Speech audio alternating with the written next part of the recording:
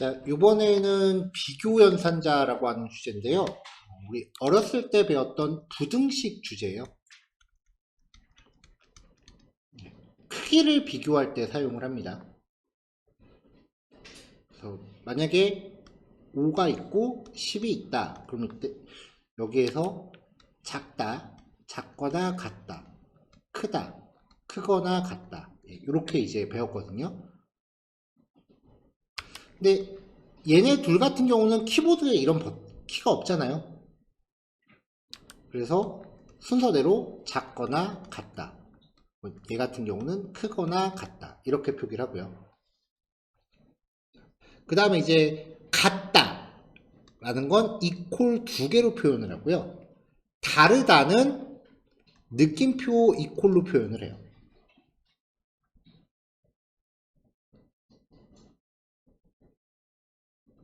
자, 그러면은 5가 10보다 작다, 이거는 말이 되죠. 5가 10보다 작거나 같다, 이것도 말이 되고요. 5가 10보다 크다, 이건 말이 안 되죠. 5가 10보다 크거나 같다, 얘도 말이 안 되고요. 같다도 말이 안 되고 다르다는 말이 됩니다. 비교연산자는 말이 된다 안 된다만 따져요. 결국은 참이냐 거짓이냐를 따지는 거라는 얘기예요. 우리 변수에 저장할 수 있는 값의 종류 중에 참 거짓을 논하는 불린이라고 하는 형식이 있었어요. 그래서 말이 되면은 결과가 true이고요. 말이 안 되면 false로 결과가 나옵니다. 그러니까 let A가 1이고 let B가 2다 라고 되어 있을 때 let C는 A가 B보다 크다 라고 비교연산을 수행하면은 비교연산자의 결과는 말이 되면은 true, 말이 안 되면 false, 둘 중에 하나로 떨어진다는 거죠.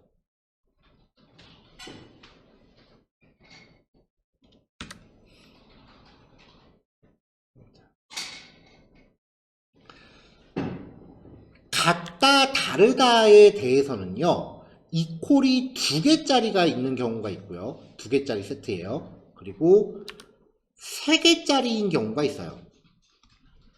이게 우리말로 이제 풀면은 2개짜리는 항등연산자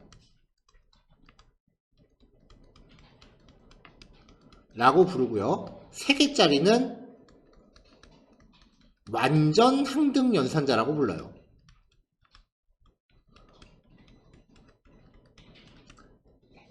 이름까지 굳이 기억하실 필요 없고요. 그냥 2개짜리, 3개짜리 그렇게 얘기하셔도 됩니다. 저도 그렇게 불러요. 차이가 있다면요. 차이가 무슨 차이가 있냐면은 이 2개짜리는 약간 좀 러프하게 비교를 해요. 그러니까 데이터 타입은 무시하고 안에 들어있는 내용만 비교를 해요. 그래서 문자열 1, 따옴표로 감싼 거, 그리고 숫자형 1을 같다고 판단을 해요. 따옴표로 감싼 1과 숫자 1을 true라고 판정을 해요. 근데 3개짜리는 변수의 데이터 타입까지도 일치해야만 같다고 판정을 해요. 그래서 좀 정밀한 비교를 한다, 그렇게 얘기할 수 있어요. 자바스크립트 쪽에서 권장하는 거는 3개짜리를 쓰세요예요. 왜냐면은 문장하고 숫자는 엄연히 말하면 같은 게 아니기 때문에 이런 형식까지도 완벽하게 비교를 하는 게 진짜 맞는 거다라고 해서 3개짜리를 권장하긴 하는데 저 같은 경우는 그냥 습관적으로 그냥 2개짜리를 계속 쓰고 있어요. 자, 어떤 차이가 있는지 예제 코드 한번 볼게요.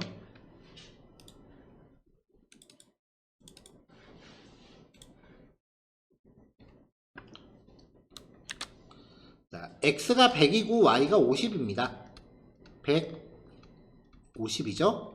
자, 100이 50보다 크거나 같다, 말 되죠? 그럼 얘는 true예요. 100이 50보다 크다, 이것도 말 되니까 true고요. 100이 50보다 작거나 같다, 말 안 되죠? 그럼 false예요. 100이 50보다 작다, 이것도 말이 안 되니까 false예요. 비교 연산도 엄연히 연산자이기 때문에 결과값을 변수에 담을 수 있다라는 거. 요거 좀 기억을 좀 해주세요. 나중에 가면 이걸 다들 간과하시더라고요. 이게 프로그래밍 언어를 불문하고 비교 연산자도 결과값이 분명히 나오는 앤데 이거를 다들 잊으세요. 요거를 기억을 해주시면 나중에 좀 한 너댓 줄 작성해야 되는 코드도 한 줄로 퉁칠 수 있거든요.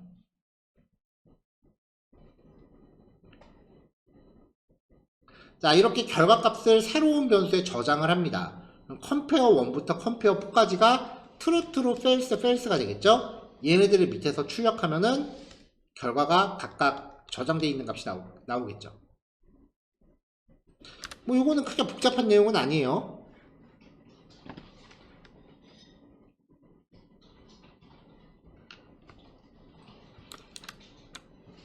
자, 두 번째 섹션이요.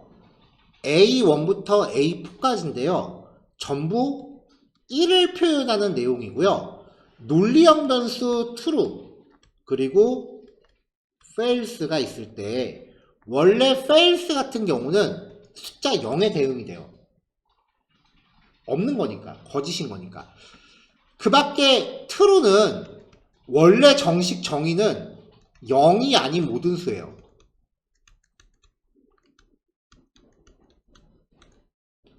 그 중에 1로 대표돼요. 그래서 true, false를 숫자로 변환하면은 false는 0으로 변환되고 true는 1로 변환이 돼요.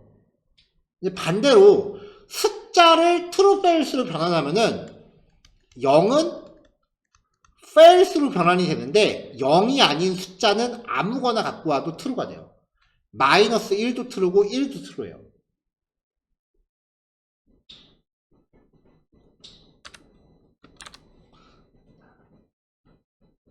이퀄 2개짜리는 내용만 비교를 해요. 따옴표가 있건 소수점이 있건 true이건 간에 전부 숫자 1과 호환이 되기 때문에 얘네가 전부 서로 같다고 생각을 합니다. 2개짜리는요. 그래서 이게 결과가 다 true예요. 이것 때문에 자바스크립트 코딩하면서 헷갈려 하시는 경우가 되게 많아요. 뭐냐면은 다른 프로그래밍 언어를 먼저 공부하신 경우, 그때는 이 경우를 되게 헷갈려 하세요. 왜냐면 다른 프로그래밍 언어 이거 다 다르다고 하거든요. 자, 요 블록은 잠깐 접을게요. 그럼 3개짜리로 비교하는 경우는 어떻게 되느냐? 3개짜리로 비교하는 거는 데이터 타입까지 똑같아야 돼요. 자, 따옴표로 감싸면 데이터 타입이 스트링이고요. true는 불린이죠. 1하고 1.0은 안 적는 이유가 있어요. 좀 이따 보여드릴게요. 자, 스트링 타입의 1과 숫자 타입의 1이 같다. 아니거든요. 데이터 타입이 다르거든요. 그러니까 변수의 종류가 다르다고요.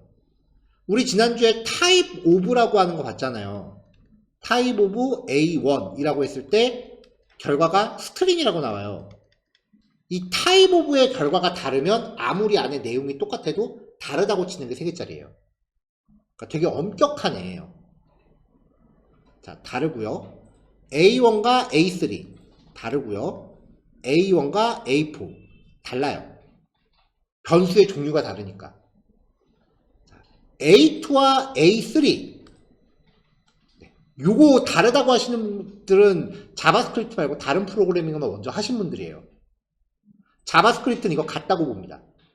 제가 이걸 왜 강조하냐면은 다른 프로그래밍 언어는요, 정수 타입을 int라고 부르고요. 그 다음에 실수 타입을 더블 내지는 플루트라고 불러요. 그냥 더블만 얘기할게요. 대표 형식이요. 종류가 다르니까 다르다고 쳐요. 근데 자바스크립트는 정수 실수 모두 묶어서 넘버로 퉁쳐요. 그래서 같아요. 1과 1.0이. 이거 자바스크립트부터 시작하신 분들은 이거 그런가 보다 하고 지금 그냥 외우고 넘어가시면 되는데 다른 프로그래밍 언어 하신 분들은 이거 잘 개선이 안 돼요. 왜냐면은 되게 오랜 기간 동안 고정관념으로 박혀 있거든요. 그분들은. 다른 언어 하셨던 분들은 요거 좀 조심하셔야 돼요.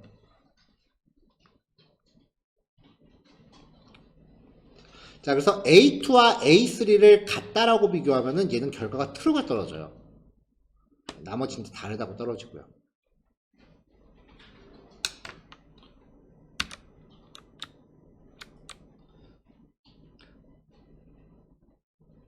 자, 이번엔 다르답니다. 자, 문장 1과 숫자 1.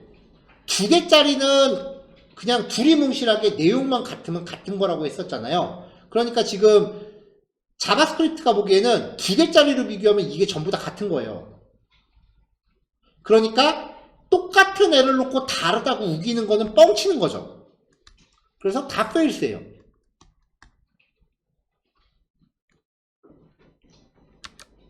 근데 세 개짜리인 경우, 자, 여기 잠깐 지울게요. 세 개짜리는 값의 종류까지 같아야 같은 거다. 문장은 스트링, 정수 실수 묶어서 넘버, 논리형 값은 불린. 자, B1과 B2 다르다. 스트링과 넘버니까 다른 거 맞아요. 참. B1과 B3 다르다. 스트링과 넘버니까 다른 거 맞아요. 참. B1과 B4, 스트링과 불린이니까 다른 거 맞아요. B2와 B3가 다르다? 아니요, 같아요. 넘버예요. 1과 1.0은 자바스크립트는 같은 거예요. 그래서 뻥치지 마세요 해서 fails고요. B2와 B4, B3와 B4는 다른 거 맞습니다.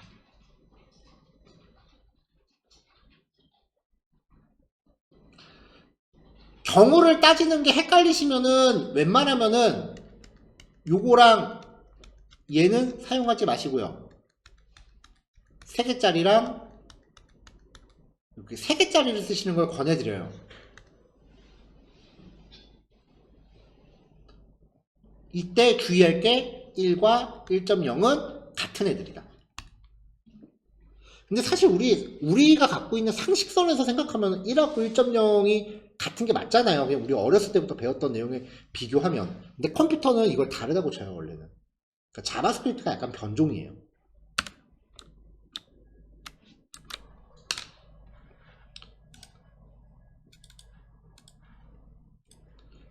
자, 그 다음 논리연산자입니다. 이것도 우리 중학교 때 배워요. 명제라는 단어를 배워요. 중학교인지 고등학교인지 이제 가물가물하긴 한데, 제가 확인했던 바로는 중학교 2학년, 중학교 때 이게 교과 과정이 나오는 걸로 알고 있거든요.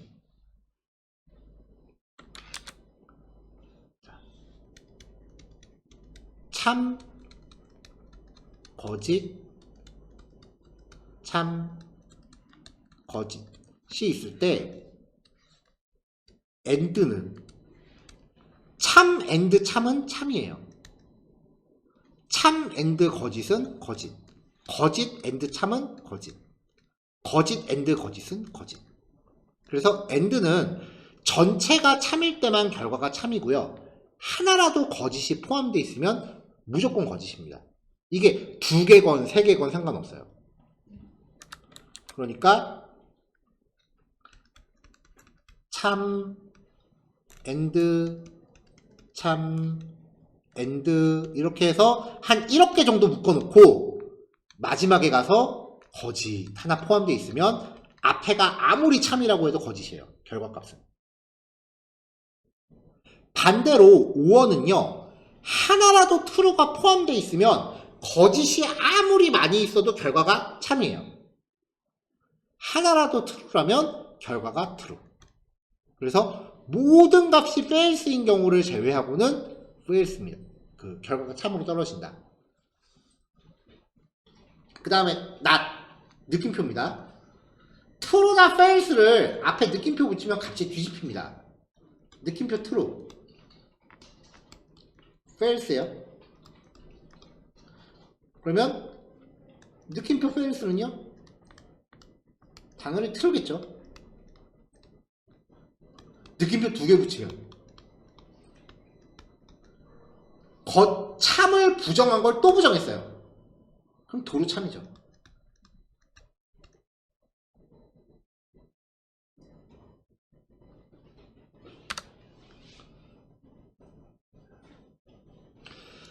자, 코딩에서 AND는요, AND 기호 2개를 사용하고요. OR는 파이프라고 불리우는 키 2개를 씁니다. 이 파이프가 뭐냐면요, 그 엔터키 위에 보시면 이렇게 원키처럼 생긴 거 있죠? 요거 시프트 누르고 누르시면 얘가 파이프예요. 파이프 라인이라고 부르는데요. 요거 2개 연달아 쓰시면 됩니다.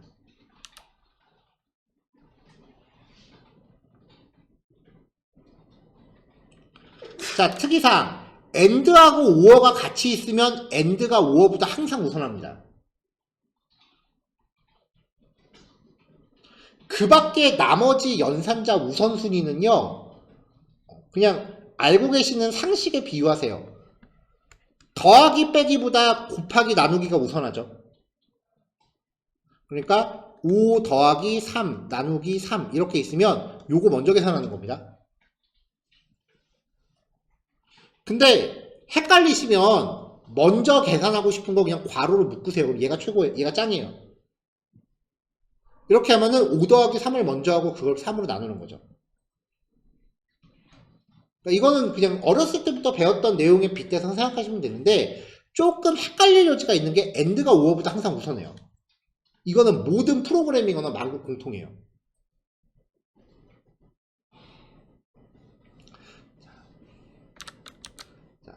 1 AND 0은요.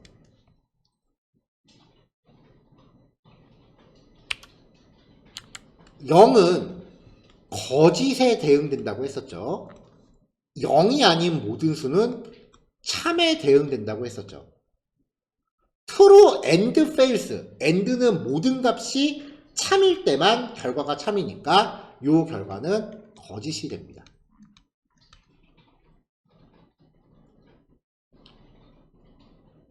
문자 같은 경우도 마찬가지예요. 따옴표 열고 바로 따옴표 닫아버리는 거. 이거를 빈 문자열이라고 해요. 반면에 따옴표 열고 띄어쓰기 하나 넣고 따옴표 닫았다. 띄어쓰기도 엄연히 글자입니다.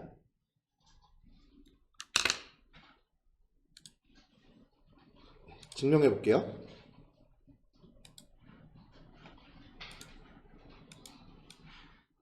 자, 뭐 로그인 창 같은 데 가서 비밀번호 같은 거 누를 때요. 여기서 제가 지금부터 스페이스바만 누를게요. 입력되잖아요. 띄어쓰기도 엄연히 한 글자예요.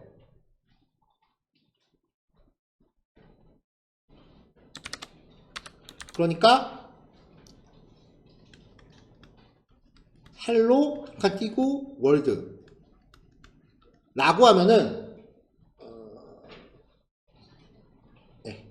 헬로 한 칸 띄고 월드라고 하면 글자 수가 10글자가 아니라 11글자예요. 5개 띄어쓰기 1개 월드 5개 총 11글자예요. 이렇게 하면 띄어쓰기도 엄연히 한 글자입니다. 글자가 없는 경우를 판단하는 거는 따옴표 열자마자 닫는 거예요. 인풋 태그에 아무것도 입력 안 하면 이 상태예요. 이때는 false. 따옴표 안에 뭐라도 한 글자가 들어있으면 true로 식별돼요.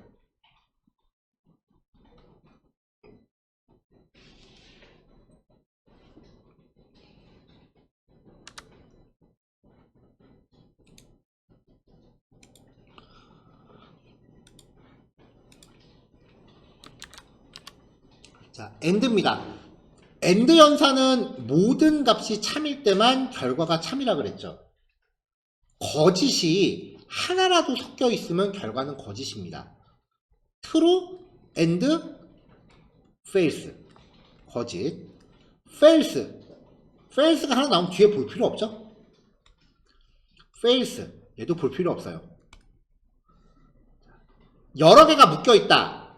true and true and true. 전체가 참이면은 결과가 참인데 true and true and false. 하나라도 거짓이 섞여 있으면 거짓이에요, 다. 자, 반대로 OR. 오어는 참이 하나라도 포함되어 있다면 결과는 참이에요.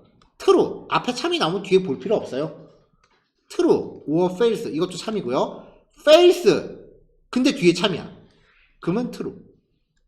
false or false. 요것만 거짓. 여러 개 있어도 참이 하나라도 섞여 있으면 결과는 무조건 참입니다.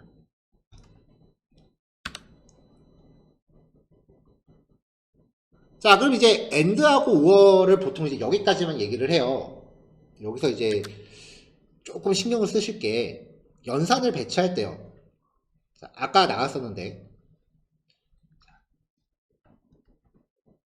true, and 라고 하면 뒤에 값이 뭐냐에 따라서 결과가 달라져요. 뒤에 값이 true면은 결과가 참이죠. 뒤에 값이 거짓이면은 결과는 거짓이죠. 그러니까 and 연산은 앞에가 참이면 뒤에 값을 봐야 돼요. 근데 앞에가 거짓으로 시작했다. 그럼 뒤에 뭐가 오건 상관없어요. 어차피 무조건 거짓이에요. 훨씬 빠르죠. 실제로 컴퓨터 연산 장치가요. AND 연산 같은 경우는 앞에 false가 있으면 뒤에를 해석을 안 해요. 그러니까 논리 연산을 나열하실 때는 거짓일 가능성이 높은 걸 앞에다 배치하시는 게 연산 효율이 좋아요. 반면에 or는요. false or 라고 하면 얘는 뒤에 오는 값이 참이면 결과가 참이고요. 뒤에 오는 값이 거짓이면은 결과가 거짓이에요. 근데 참을 먼저 놓는다. 그러면 뒤에 값이 뭐건 간에 어차피 결과는 무조건 참이에요. 그래서 or 연산은 참인 거를 앞에 배치하시는 게 연산 효율이 좋아요.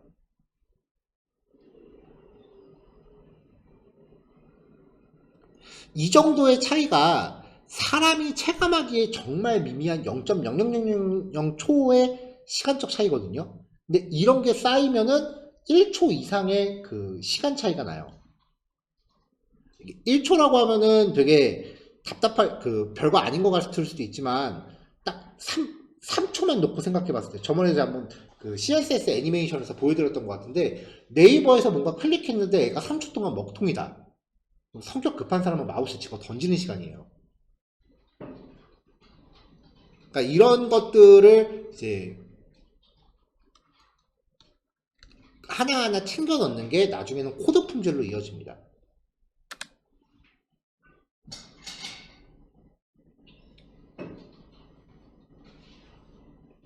자, 복합 사용입니다. and하고 or가 같이 있을 때 and가 무조건 우선합니다. true and true는 true. 그래서 true or true가 되죠. 참. 자, 여기도 참. true or false. 여기도 참이네요. 자, false and false. 거짓이죠? 거짓 or 참이니까 참이네요.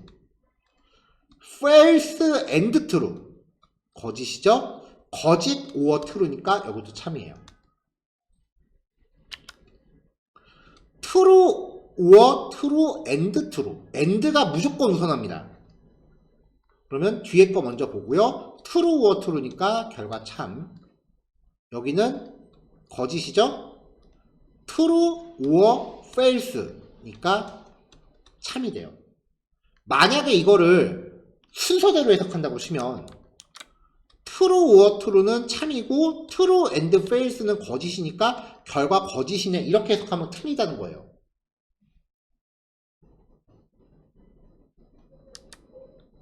헷갈리시면 먼저 계산하고 싶은 거 괄호로 묶으시면 돼요. 먼저 계산하고 싶은 거 이렇게 괄호로 묶으시면 돼요. 논리 연산에서도 그 모든 연산식에서 괄호는 절대적이에요.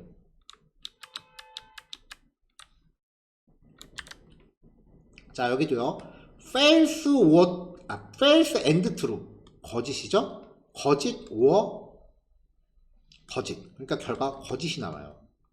근데 이것도 만약에 순서대로 해석하면 false or false니까 이건 똑같네요.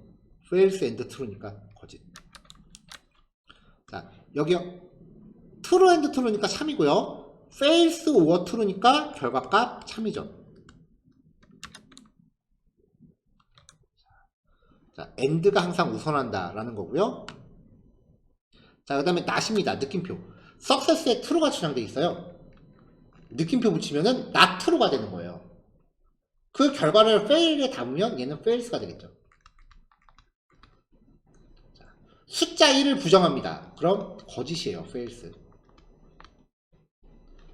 숫자 0을 부정합니다. 그럼 true예요. hello라는 문장을 부정합니다. 따옴표 안에 뭐라도 들어있으면 걔는 true예요. 그러면 false가 되죠. 이렇게 따옴표 열자마자 닫아버리면 얘는 거짓이에요. 이걸 부정하면은 true가 되죠.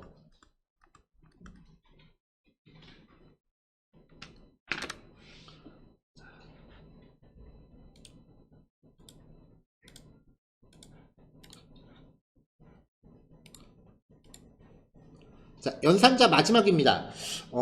원래는 보통 이제 뭐 퍼블리싱 정도라고 하면은 7번은 제가 아예 설명을 잘 안 해요. 사실 뭐 백엔드 프로그래밍에서도 얘는 잘 설명 안 해요. 이거 헷갈리면 쓰지 말라 그러거든요. 근데 여러분들 하셔야 돼요. 왜냐면 얘가 리액트에서 잘 쓰여요. 3학년 산자라고 하는 애인데요. 심지어 뭐라고 설명하냐면 평소에 이거 구사하면은 진짜 겉멋 제대로 들었다라고 얘기해요, 제가. 근데 리액트는 예외예요.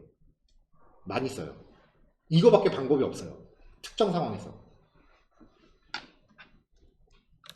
자, 항이 3개예요. 말 그대로 3개예요.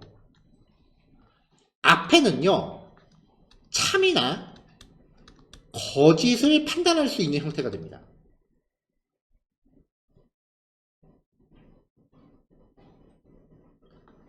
만약에 앞에 있는 조건식이 참으로 판별되면 첫 번째 값이 변수에 저장됩니다.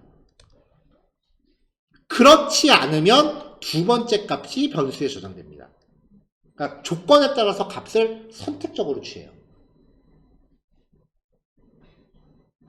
3학년 산자는 파이썬을 제외한 모든 프로그래밍 언어에 다 있습니다.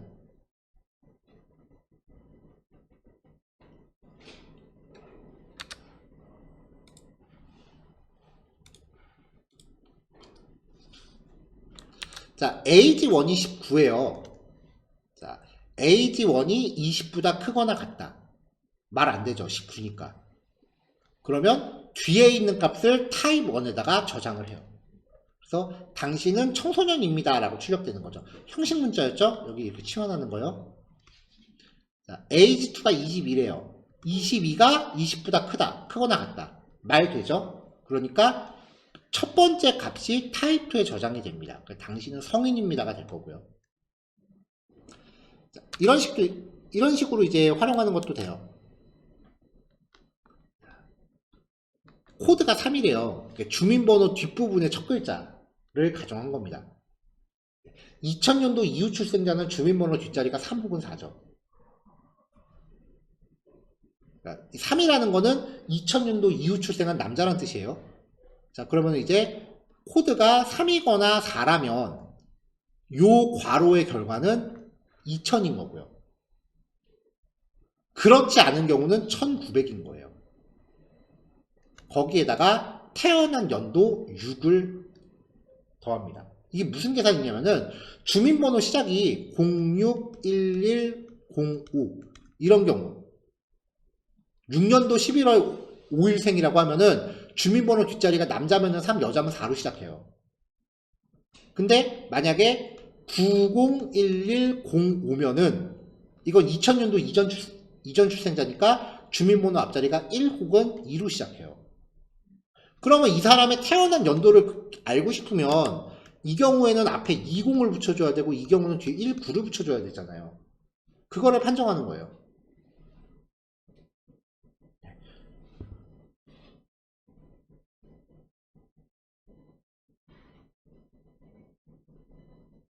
왜냐면은 이제 실제로 회원가입 같은 거 받을 때 태어난 생일 입력 받잖아요. 그걸 통해서 그 회원의 나이를 계산을 해야 되기 때문에 요 처리는 잘 기억하시면 좋고요.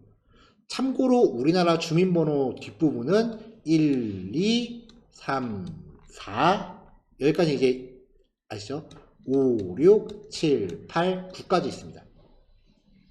외국인이 귀화하면 5, 6, 7, 8을 받습니다.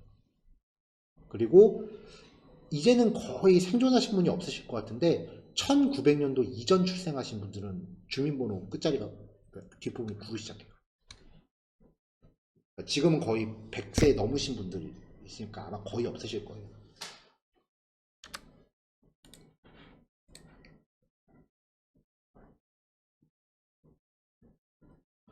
자, 요거까지고요. 부분 이제 필요한 부분에 대해서 중간중간 이렇게 연습 문제라고 이렇게 몇 문제씩 이렇게 제시를 해드려요. 요거 이제 실습 시간 중에 같이 한번 생각해 보시고요. 생각이 다 되시면은 다음 교시 시작할 때 요거 풀이하고 이제 다음 단원으로 넘어가는 시기입니다. 여기서 나오는 요 연습 문제들은 만약에 코딩이 처음이시라면은 절대 못 푸실 거예요, 아마 거의. 그러니까 요거 너무 안 풀리면 너무 깊게 고민하지 마세요. 그래도 근데 한번 좀 고민해 보시고 바로 답을 들으시는 거랑 그냥 주입식으로 들으시는 거랑은 분명히 농도의 차이가 있기 때문에 한번 좀 고민해 보시는 걸로 충분합니다. 인 거고요.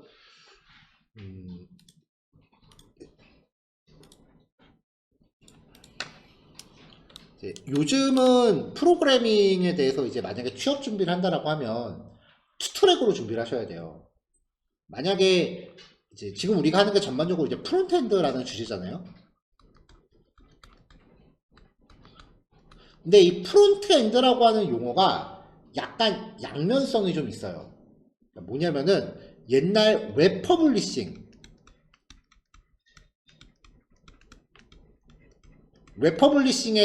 전신은 웹 디자인입니다. 이쪽에서 이렇게 발전돼서 프론트엔드까지인 경우는 대체로 UI 구현 중에서도 레이아웃 구현에 많이 포커스를 맞춰요. HTML, CSS 그리고 약간의 움직임 효과들을 이제 리액트로 구현하는 거에 포커스를 많이 맞추는 경우가 있고요. 백엔드 개발 쪽에 보면은 이제 MVC라는 게 있어요. 이게 뭐냐면은 이제 프로그래밍 개발하는 어떤 이론인데 이 중에서 V가 비주얼적인 걸 얘기해요. 화면을 뜻해요. 그래서 원래 프론트엔드 개발이 이제 이 백엔드 개발에서 화면에 대한 것만 좀 띄어낸 경우 이렇게 접근하시는 경우는 리액트를 접근할 때 약간 프로그래밍적인 이론이나 그런 맥락이 되게 많이 들어가요.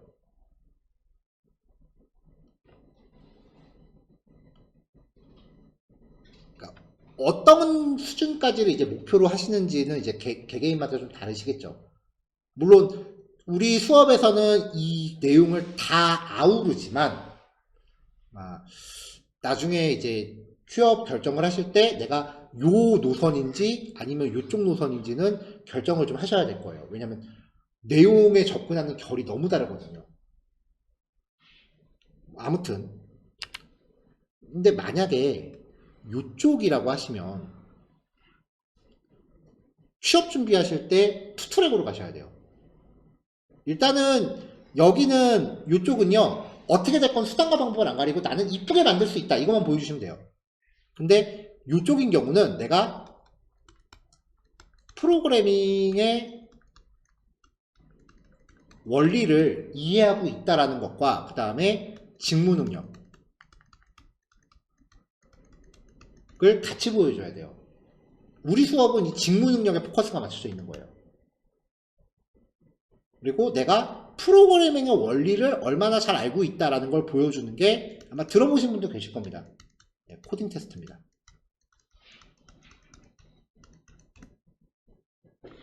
코딩 테스트도 이제 준비를 하죠. 요즘은 예전에는 그래도 좀 이름 얘기하면 좀 알만한 대기업들이나 했는데 요즘은 웬만해서 다 하더라고요. 이 코딩 테스트를 준비할 때 뭘 보냐면 알고리즘을 보거든요. 요즘 유튜브 알고리즘 많이 얘기하죠. 알고리즘이란 얘기를요, 우리말로 풀면은요, 공식이에요. 수학 공식이에요, 수학 공식. 프로그램을 할 때 특정 패턴들, 프로그램은요, 뭔가 목적하는 거를 만들기 위한 특정 패턴들이 다 존재를 해요. 코드를 작성하는 패턴들이. 그 패턴들을 일목요연하게 정리해 놓은 걸 이제 알고리즘이라고 해요. 그러다 보니까 고급 언어부터는 수학이나 과학의 표현식을 빌렸다라는 얘기를 제가 지난주에 한번 언급을 했었는데, 그러다 보니까 그런 어떤 정형화를 시키기 위해서는 수식으로 마련이 돼요. 그 수식을 코드로 표현할 수 있는가요? 그래서 만약에 나는 약간 좀 개발 쪽으로 비중을 두겠다라고 하시면은 우리 수업뿐만 아니라 이 알고리즘에 대한 부분도 준비를 하셔야 될 거고요. 여기 수업에서 제시해드리는 연습 문제들은 그런 코딩 테스트 수준보다는 한참 낮은 겁니다. 근데 여기 있는 내용들을 어느 정도 좀 정리가 되시면 이제 코딩 테스트를 준비하실 수 있는 그 문화까지만 제가 데려다 드리는 거예요. 그렇게 이해하시면 될 것 같아요.